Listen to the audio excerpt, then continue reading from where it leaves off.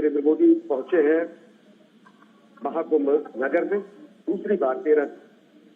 दिसंबर के बाद प्रधानमंत्री नरेंद्र मोदी आज 5 फरवरी को पहुंचे हैं, जो कि माघ अष्टमी का दिन है और साथ ही साथ भीष्म अष्टमी का दिन है। बेहद महत्वपूर्ण दिन। प्रधानमंत्री नरेंद्र मोदी स्नान करने के बाद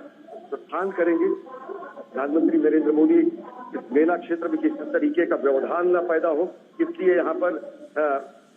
किसी भी तरीके के आवागमन को, जिस तरीके से श्रद्धालुओं को आवागमन में दिक्कत होती है, इसलिए उससे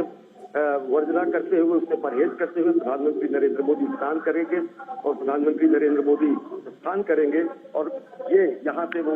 राष्ट्र निर्माण के लिए लोगों से आह्वान करेंगे, राष्ट्र निर्माण में लोगों के अंशदान के लिए भी कहेंगे। और भीष्म अष्टमी के दिन प्रधानमंत्री नरेंद्र मोदी पहुंचे होता है तो ये संख्या अपरिमित और अगणित हो जाती है और ये अगर देखें तो निश्चित तौर से अगणित को गणित करने की कोशिश है,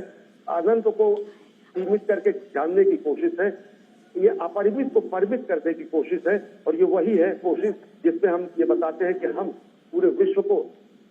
साक्षात्कार करने का मौका देते हैं कि वास्तव में भारत भारतीयता क्या है। भारत भारतीयता का अगर बोध किसी को करना हो तो साक्षात्कार करे महाकुंभ में आकर प्रयागराज के तीर्थराज पे इस धरती पर जब यह हर ये महायज्ञ चलता है और जब नरेंद्र मोदी गंगा में अवगाहन करके, गंगा में स्नान करके, पूर्ण स्नान करने के बाद अर्पण करके, तर्पण करके सूर्य को अर्घ्य देके और साथ ही साथ राष्ट्र निर्माण के संकल्प से सिद्धि के प्रण को और प्रगाढ़ कर रहे हैं प्रधानमंत्री और पूरा देश और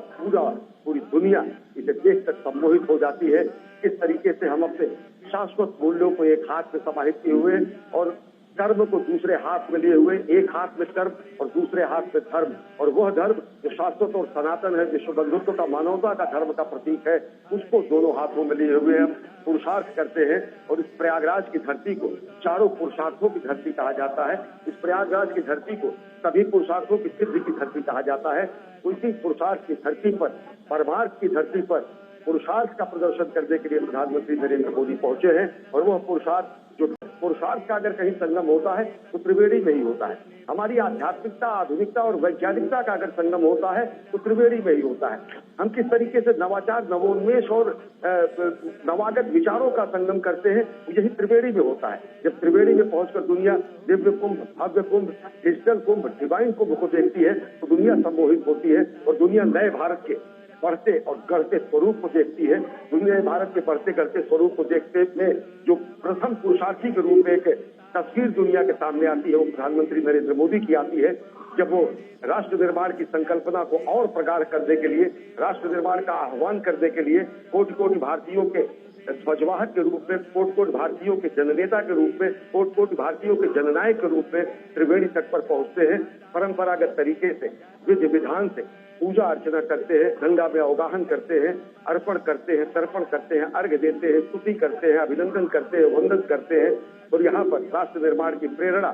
कोटि कोटि भारतवासियों में भर देते हैं।